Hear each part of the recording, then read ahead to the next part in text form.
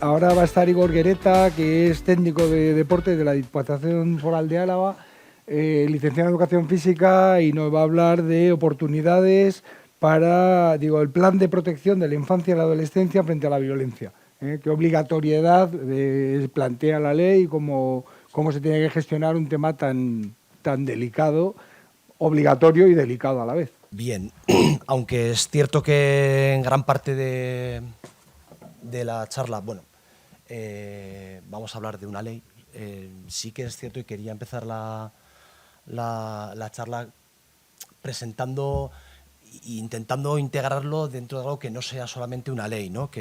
Porque al final el trabajo que hemos ido haciendo y luego presentar al grupo de trabajo, queremos que esté integrado dentro de algo más que lo que sea una obligación de la ley, ¿vale? Y entonces la denominación ha sido Plan Integral de Protección a la Infancia y a la Adolescencia frente a la Violencia.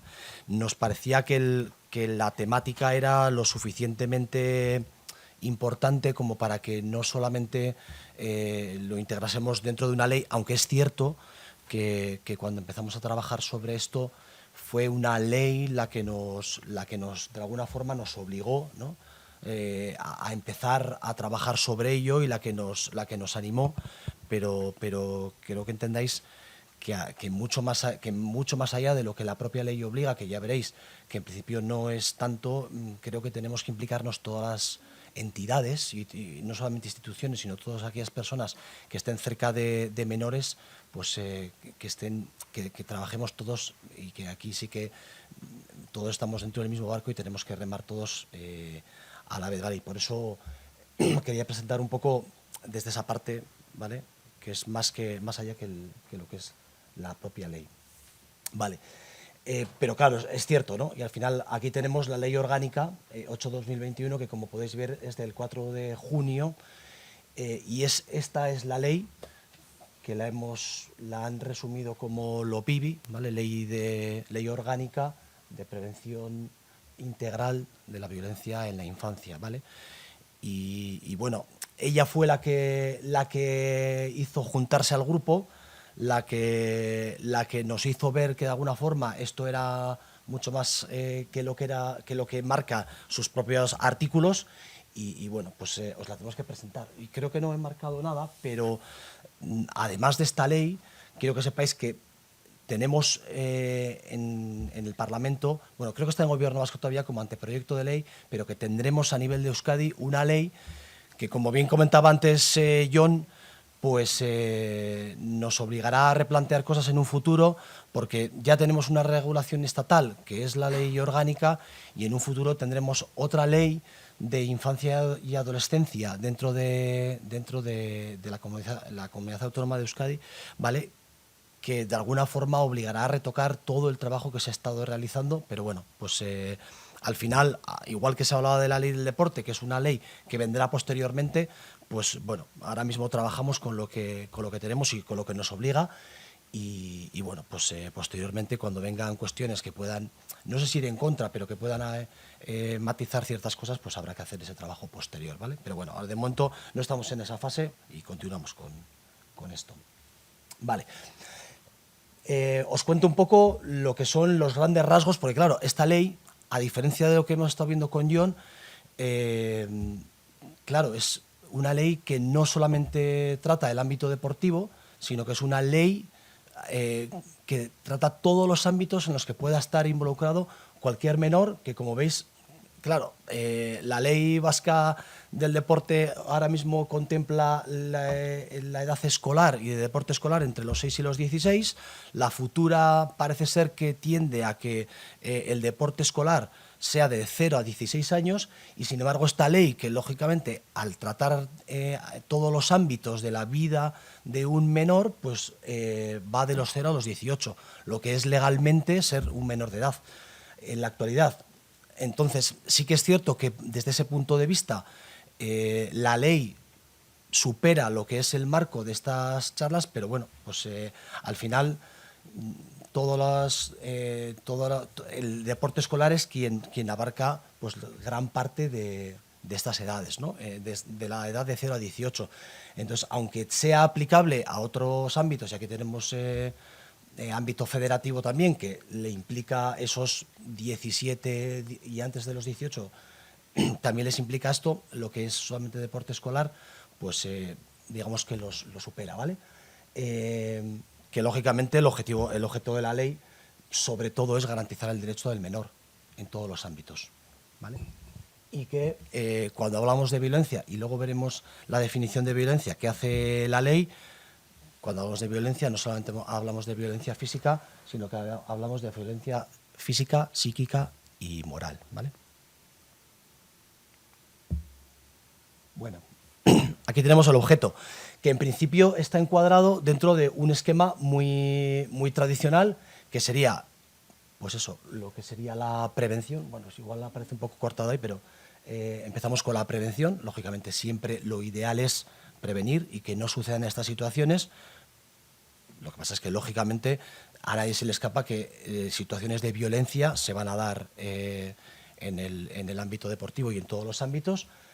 Por tanto, el segundo paso sería una detección precoz de esas situaciones de violencia que se puedan dar, y una vez de que se ha detectado esa situación de violencia, pues la intervención, ¿no?, sobre las situaciones que se puedan dar. Y, lógicamente, una vez de que han sucedido las situaciones, pues la reparación del daño. Ese es un poco el esquema en el que trabaja la LOPIBI, ¿vale? Que, bueno, en principio la denominaremos y creo que tiene que ser la forma de conocerla a partir de este momento, ¿vale?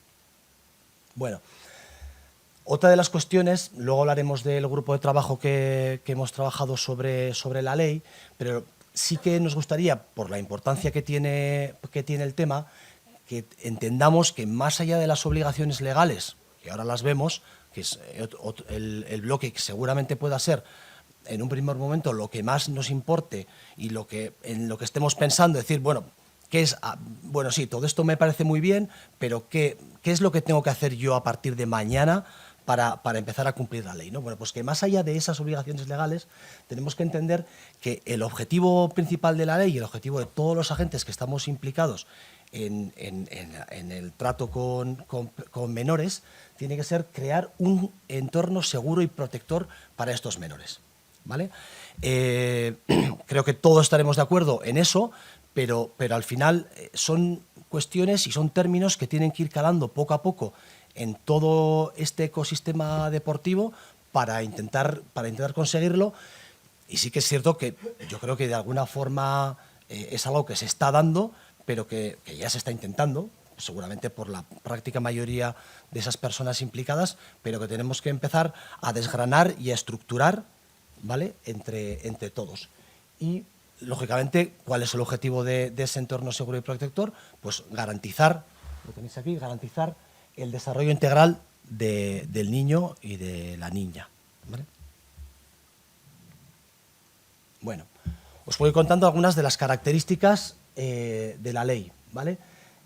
Bueno, eso, lo primero, que implica a todas las personas. Luego tengo una diapo al final preparada para entender que todas las personas son todas las personas que tengan contacto con esa persona menor, con el menor, pero que no solamente quien tenga contacto está implicado por la ley, sino toda aquella persona que vea, que tenga contacto con menor y que esté observando, viendo el trato que se le da a ese menor, ¿vale? Y, bueno, pues ahora mismo el desarrollo que tenemos del plan llega a ciertas cuestiones. El desarrollo del plan probablemente va a tener que seguir creciendo, pero pensad que al final no solamente son las personas que tratan con ese menor, sino todas las personas que puedan ver el trato que se está dando también a ese menor, ¿vale? Que implica todos los ámbitos, como os decía al principio, no solamente implica al ámbito deportivo, sino a todos los ámbitos que el menor esté, en el que el menor se mueva. Y luego, bueno, no sé, como una buena noticia, que no partimos de cero, ¿vale? Yo creo que, aunque sea de forma informal, sin formación, la mayoría de las personas que están trabajando con esos menores, pues tienen la sensación, la percepción y ese instinto del trato que hay que darle a los menores, ¿vale? Y luego, que si ya queréis leer y meteros en profundidad en la ley, bueno, tenemos 2 artículos, que son el capítulo 9 de la ley, que están dedicados exclusivamente al ámbito deportivo y son los que vamos a ver un poco más en detalle ahora. Vale. Bueno, por partir de algún sitio, y más que nada porque la ley da la propia definición, tenemos 2 conceptos importantes que los he tratado hace un momento, pero bueno, que son la violencia. Entonces, la propia ley define lo que es la violencia en el deporte, ¿vale? Toda acción, omisión o trato negligente que priva a las personas. No sé si se me oye, es que cuando me giro también, ¿no? Es que no tengo. Bueno, igual. Si lo pongo aquí. Vale, toda acción, omisión o trato negligente que priva a las personas menores de edad de sus derechos y bienestar. Esta es la definición tal y como viene en la ley. Si la queréis leer, ahí la tenéis. Y luego, buen trato, que al final es lo contrario y lo que deberíamos procurar de todas esas personas afectadas por el trato al menor, que sería la acción que, respetando los derechos fundamentales, promueve activamente los principios de respeto mutuo. Bueno, creo que en principio no genera ninguna duda. No sé este cuadro si se leerá muy bien. No, bueno. Vamos a ver, cuando hablamos de violencia en el deporte, yo creo que a todo el mundo nos viene la imagen de, sobre todo en prensa, ¿no? Una imagen que habitualmente está protagonizada por adultos. Vemos un partido de fútbol o de cualquier otro deporte, del deporte escolar, pero habitualmente suele ser fútbol, en el que nos encontramos a 2 personas adultas en la grada, pues probablemente agrediéndose inicialmente de forma verbal, posteriormente seguramente de forma física, ¿vale? Y eso está claro que es parte de la violencia que nos encontramos en el deporte, pero queremos, desde el grupo de trabajo, lo que queremos es que abrir ese prisma y que entender la violencia como algo mucho más amplio y mucho más importante. Yo creo que en ese consenso llegaríamos todos al acuerdo en que eso es algo que no se puede repetir en el deporte. Pero existe otra serie de violencia, que lo comentaba antes John, que quizá no la tenemos tan interiorizada y probablemente puede causar esas situaciones de no bienestar del menor y que tenemos que empezar a entender. Entonces, en ese grupo de trabajo hay un sociólogo de la UPV que tiene bueno, pues un trabajo muy desarrollado en cuanto a la violencia en el deporte y nos planteaba este cuadro, que luego ya os diré dónde lo podéis encontrar para leerlo mejor, pero bueno, os lo describo yo brevemente, y es que de alguna forma divide la violencia en 3 bloques importantes, que sería la violencia autoinfligida, esto es la violencia que uno se hace a sí mismo, no vamos a detallar mucho más porque lo tenéis ahí, la violencia interpersonal, y aquí es donde probablemente podemos encontrar bueno, pues situaciones que nos pueden hacer dudar hasta qué punto estamos hablando de violencia o no, porque de alguna forma están estructuradas de menos grave a más grave. Seguramente si empezamos de las más graves, todos estamos de acuerdo en que esas situaciones son violencia. Cuando hablamos de la violencia sexual con contacto o la violencia sexual sin contacto o incluso la violencia física, ahí todos estaremos de acuerdo en definir cuándo tenemos esas situaciones de violencia. Pero cuando llegamos a la violencia psicológica o incluso a la negligencia, que podríamos hablar de las situaciones menos graves, ahí probablemente, y en el mundo deportivo ha habido históricamente una tendencia a que ciertas situaciones se han permitido o incluso se han visto como normales. El entrenador gritando desde la grada, el público gritando, incluso insultando. Entonces tenemos que entender que todas esas situaciones también son violencia y que así las tenemos que entender y así tenemos que empezar a tratarlas desde este plan. Mucho más allá de lo que la ley nos va a obligar ahora y de que tenemos que ir sensibilizándonos sobre lo que es esto. Entonces, este cuadro sí que es importante que en un momento podáis verlo, repasarlo, leerlo, para ver desde un punto de vista sociológico qué es lo que se considera violencia, ¿vale? Entonces, bueno, ya entrando a lo que es las implicaciones en el mundo deportivo, aunque la ley nos lo marca como implicaciones a nivel deportivo y de ocio, ¿vale? Estamos hablando del capítulo 9 de la ley y son 2 artículos.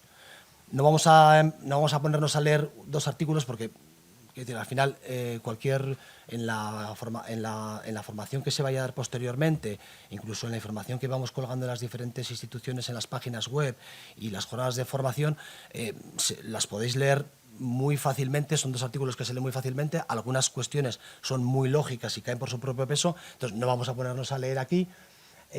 Habla sobre todo de lo que son las obligaciones que tienen las entidades, como a la hora de hacer la difusión, generar los protocolos de actuación, etcétera, y las obligaciones que tienen las entidades deportivas, ¿vale? Entonces, bueno, eso lo leéis y en principio entiendo que no os va a suponer ningún problema. Y luego el artículo 5, que habla de la formación.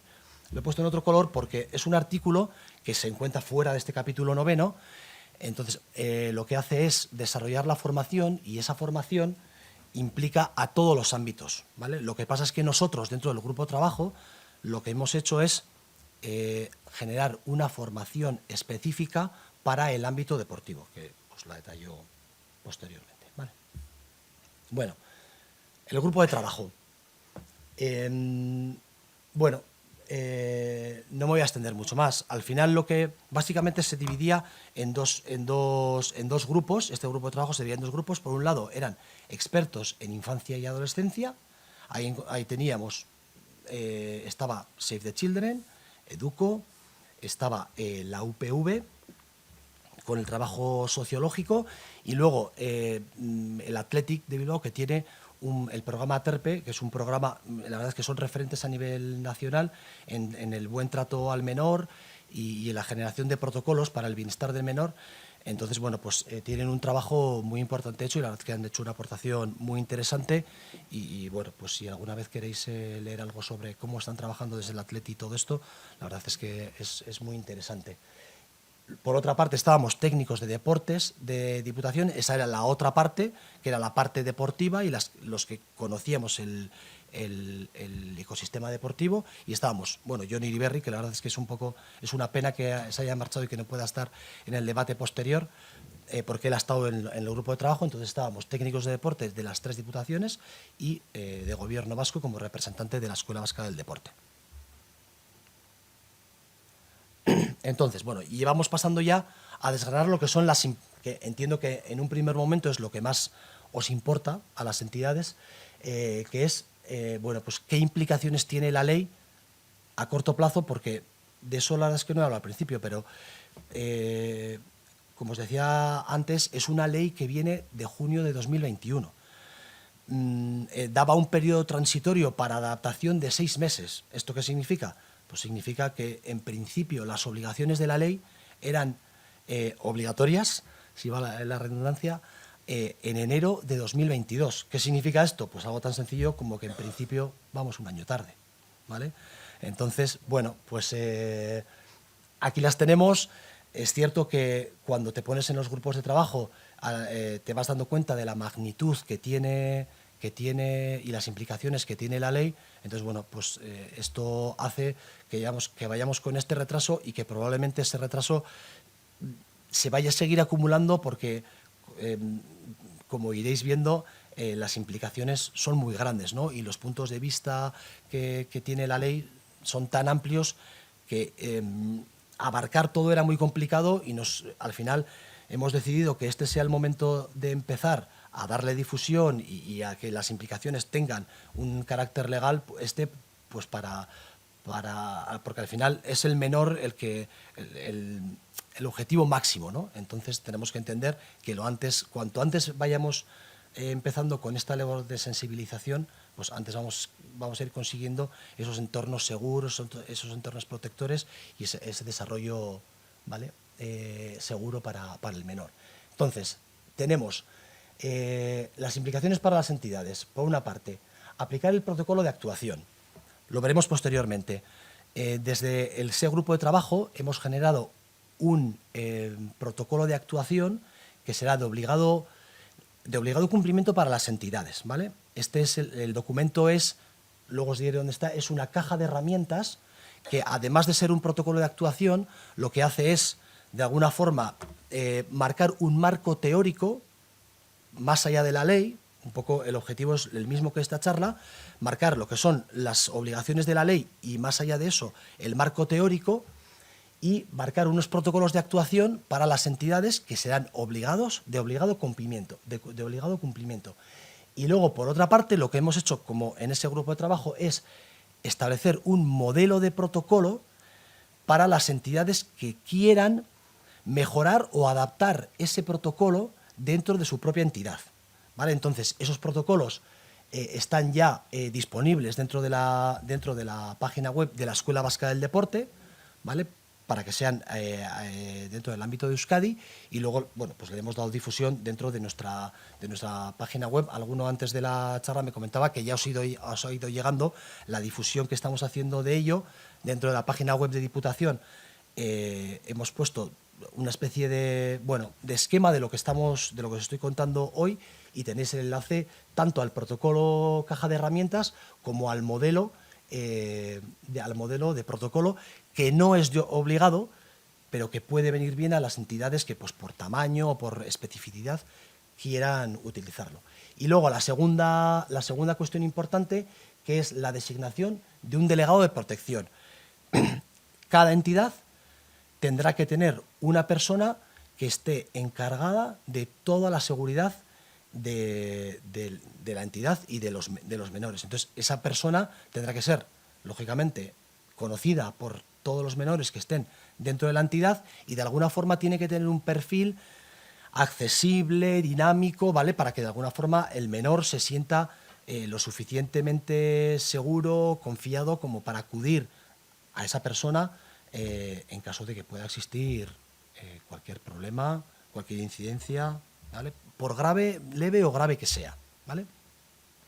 Estas son las implicaciones y las obligaciones legales, ¿vale?, que serían básicamente dos: aplicar el protocolo y designar a esa persona de protección. ¿Qué es lo que sucede? Que la ley marca que todas las personas que tienen un contacto con menores tienen que tener un curso de sensibilización. Marca una serie de contenidos en ese artículo 5 del que os hablaba anteriormente. Lo que pasa es que desde el grupo de trabajo nos parecía que quizá una única sensibilización podía ser poco para ejercer el trabajo de delegado de protección.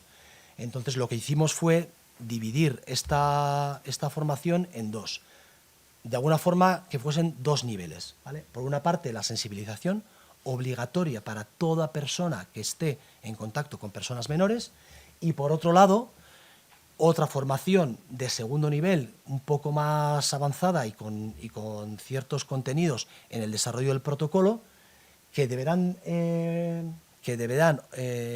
realizar obligatoriamente todas aquellas personas que vayan a tener la figura de delegado de protección dentro de la entidad, ¿vale?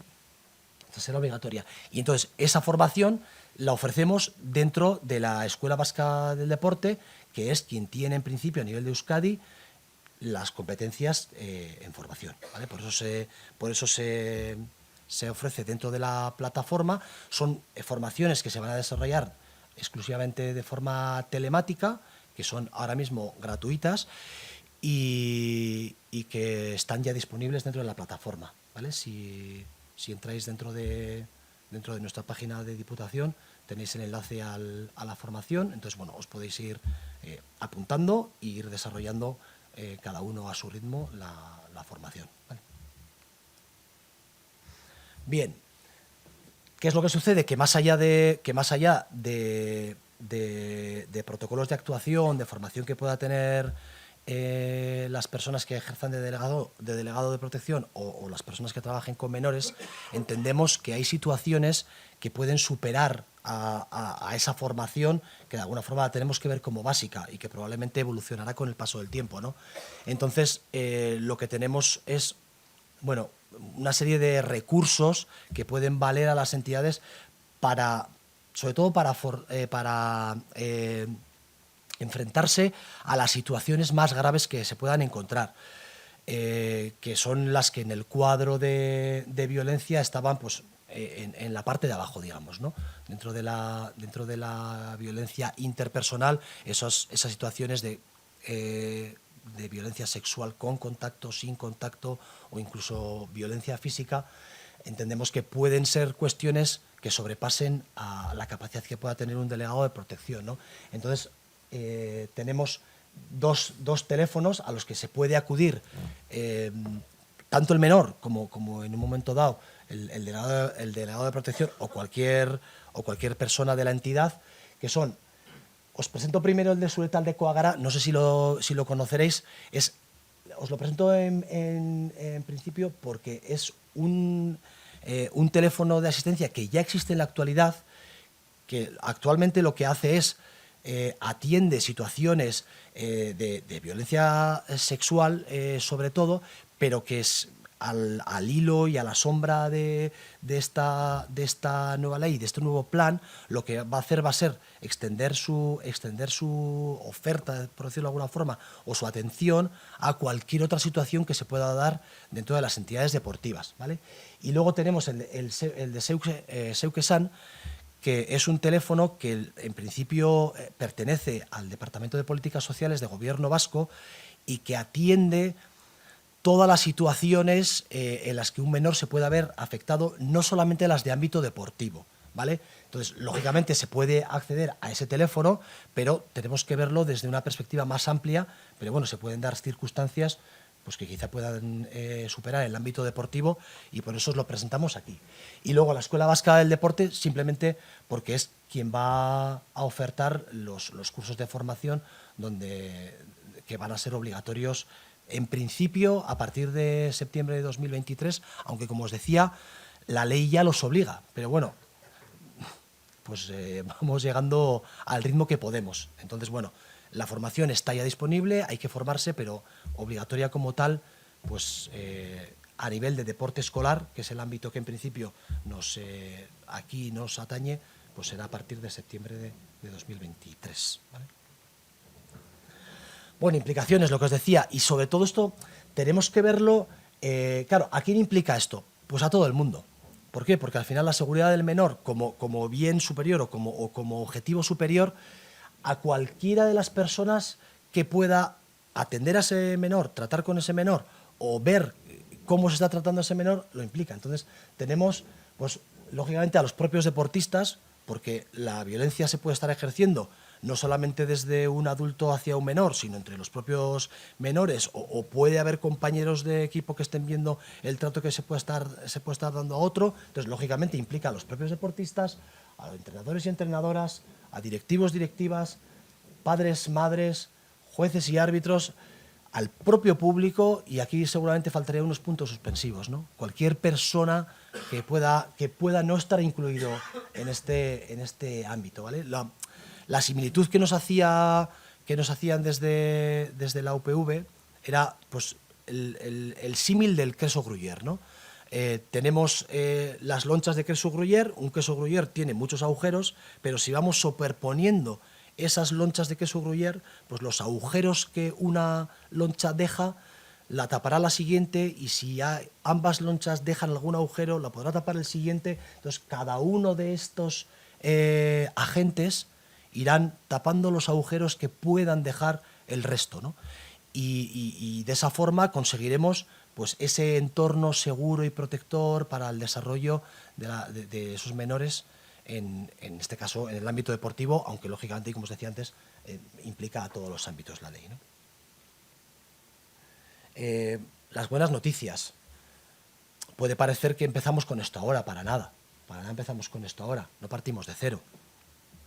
Todos, la mayoría, como decía yo antes, de todo hay, ¿no?, en el mundo, pero la mayoría tenemos clarísimo que hay que dar un buen trato a las personas menores, a todo el mundo, pero a las personas menores por su vulnerabilidad mucho más, hay que darles un buen trato, y la mayoría se lo da. Entonces, bueno, pues que de alguna forma simplemente tratamos que eso que de forma intuitiva se hace en la actualidad, en la mayoría de los casos, esté estructurado, y con esos cursos de sensibilización ir generando una especie de red que vaya atrapando a todo el ecosistema deportivo, y que vaya entendiendo que cuestiones que hasta ahora no se entendían como violencia, pues se vayan entendiendo en un futuro lo más cercano posible, ¿vale? Y llegar, pues, y llegar a conseguir ese deporte fuera o sin violencia que nos gustaría.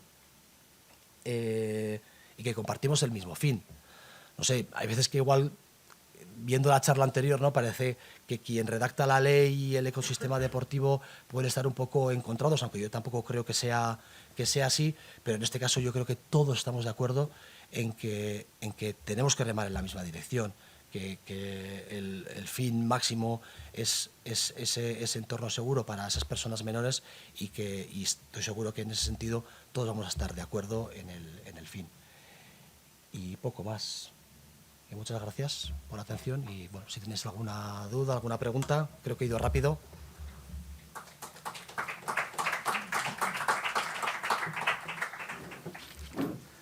Bueno, ¿tenéis alguna pregunta?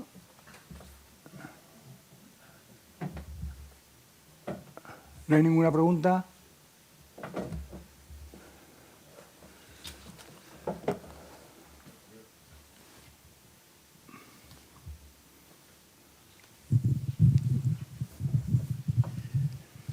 Yo al hilo de las dos charlas, ¿no? En las dos estamos hablando de capacitaciones, de monitores, de ahora los delegados de protección. ¿Todo esto se puede integrar en una formación? Me explico. Si para ser un título de monitor va a haber un programa, supongo, sería deseable que por lo menos, si los monitores que van a acceder a esa posible entrenar, ese posible contacto con menores, que cumplan con la ley vasca, también pudieran cumplir con esta norma si integramos en ese ciclo formativo todo lo que se nos ocurra, sobre todo porque si no, yo creo que desde las instituciones o los estamentos deportivos pues podemos acabar pues un poco dispersos en cuánta formación, qué formación, para qué es la formación, a dónde vamos a ir con la formación.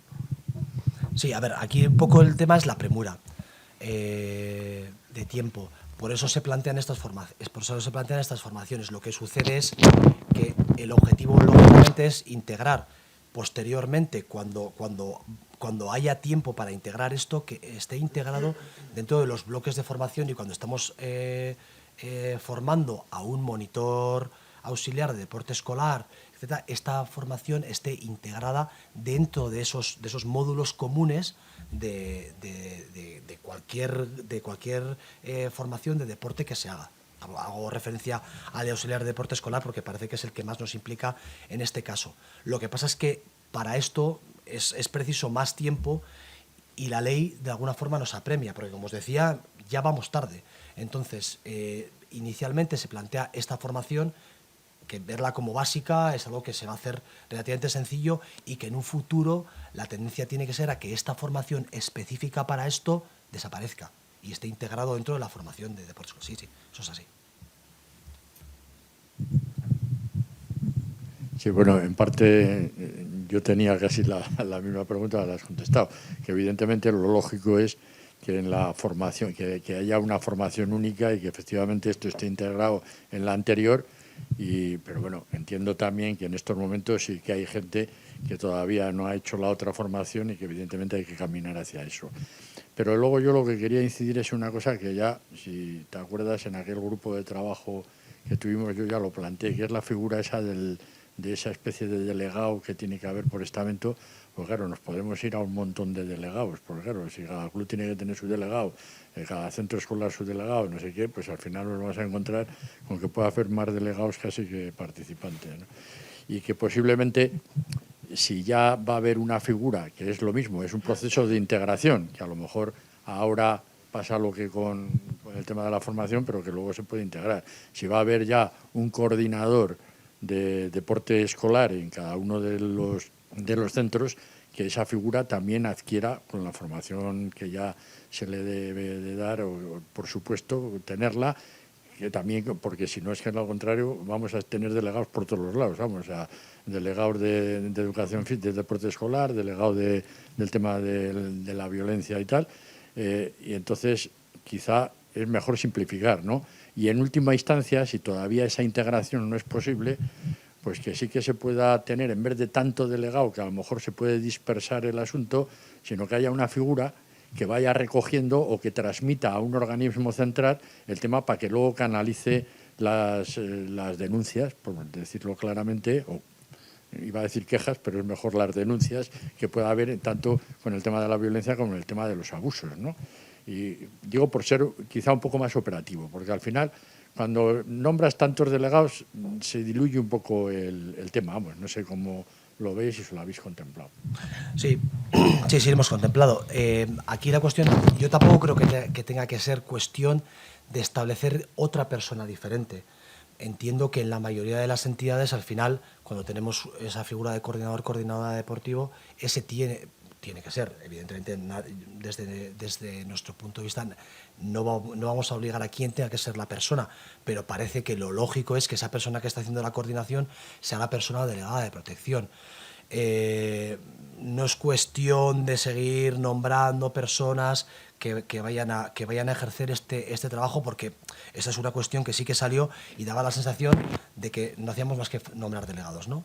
Teníamos un delegado de protección de datos, llegó la época COVID, teníamos un delegado de salud, ahora tenemos un delegado de protección del menor, pero todo eso puede estar integrado dentro de una misma persona.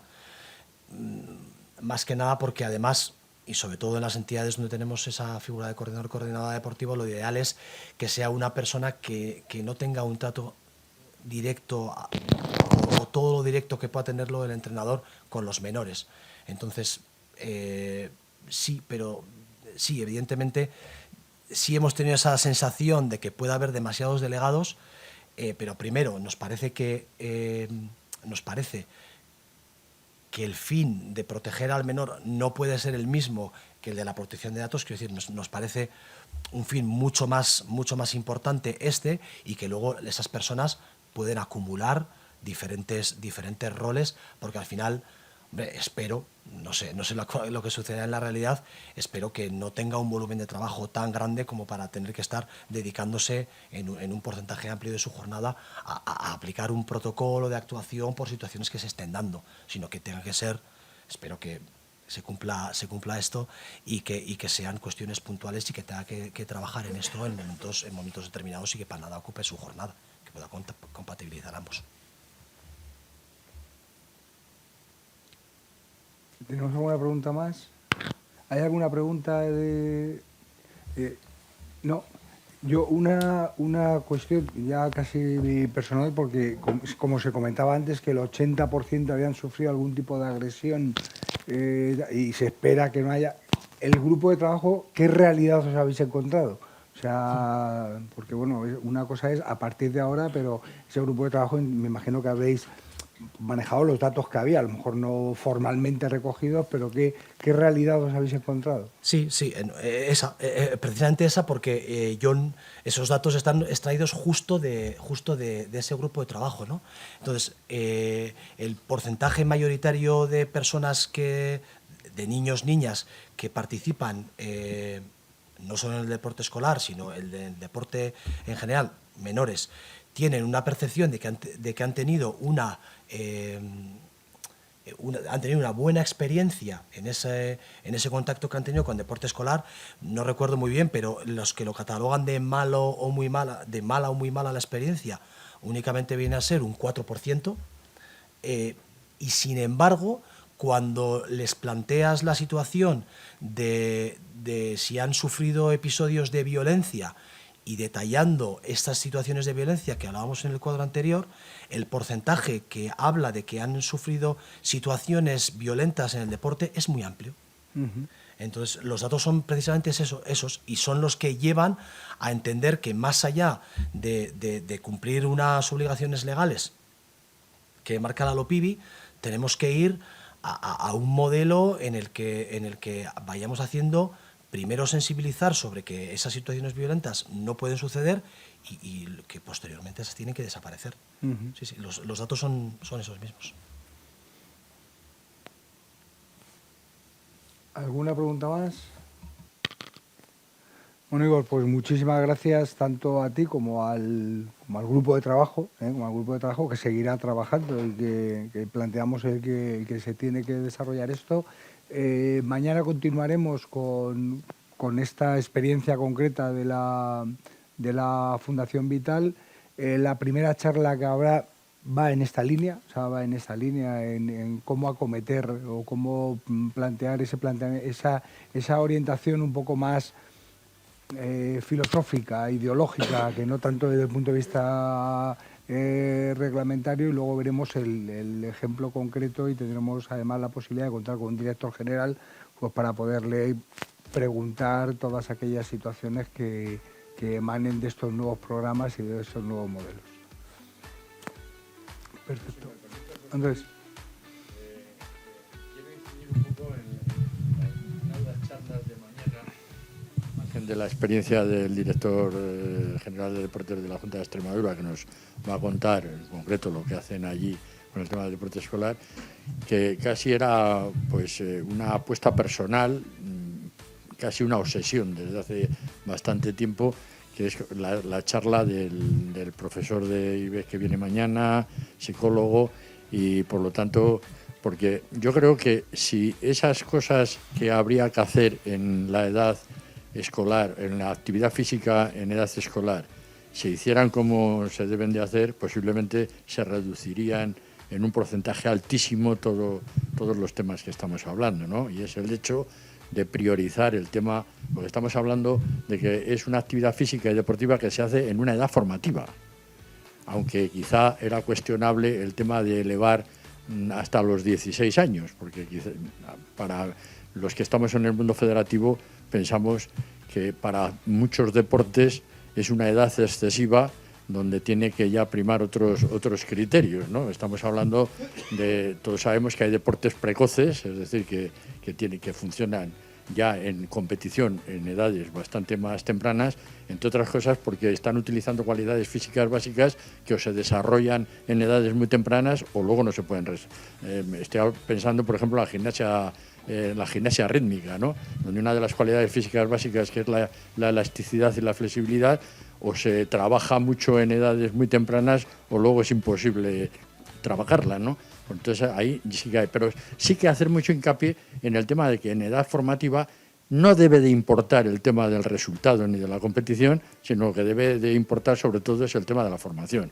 Y tal vez si eso calara sobre todo y en gran parte en los padres y también en los que nos movemos en el ámbito del desarrollo deportivo, pues a lo mejor se suprimían muchas de estas cuestiones que están hablando. Por eso toda esta charla es para promocionar precisamente la charla de mañana, que yo creo que es muy interesante y que quizás nos dé las claves de muchas de estas cosas que estamos hablando.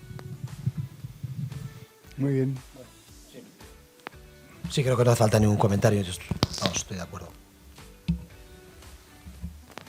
Perfecto, Igor, pues muchísimas gracias y trasladas al grupo de trabajo, vamos, nuestra felicitación, ¿eh?